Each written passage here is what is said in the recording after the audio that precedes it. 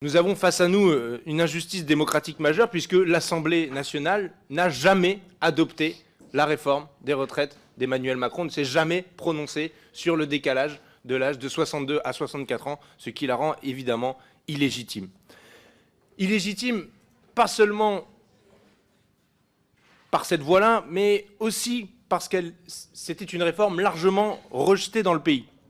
Largement rejetée dans le pays, évidemment, pour ceux qui aiment les sondages, vous l'aurez sans doute remarqué à l'époque, et c'est encore vrai aujourd'hui, plus de 70% des Françaises et des Français qui ont été sondés sont contre la réforme de la retraite à 64 ans, dont 93% même des actifs. Des mobilisations historiques dans tout le pays, plus de 3,5 millions de personnes en manifestation. C'était là aussi un record.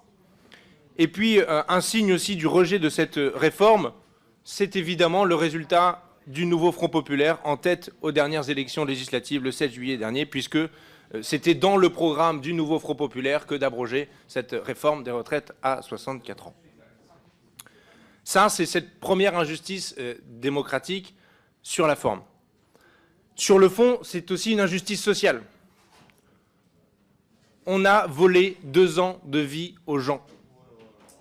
On leur a volé 2 ans de vie. On leur a volé 2 ans de choix. Car le cœur de cette réforme, c'est le passage de l'âge de 62 à 64 ans.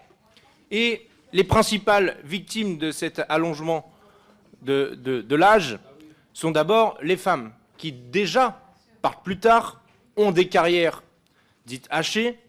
Et par exemple, nous avons les premiers chiffres du Conseil d'orientation des retraites. Pour la génération 72, les femmes partent 9 mois plus tard avec la réforme, alors que ce n'est seulement que 5 mois pour les hommes. Donc elles participent davantage à l'effort.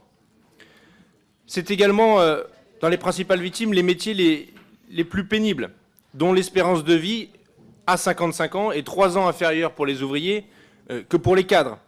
Ce sont aussi ceux qui sont éloignés de l'emploi, ceux qui sont ni en emploi ni en retraite, qui, de facto, à partir du moment où vous repoussez de 62 à 64 ans, c'est autant d'années passées aux minima sociaux.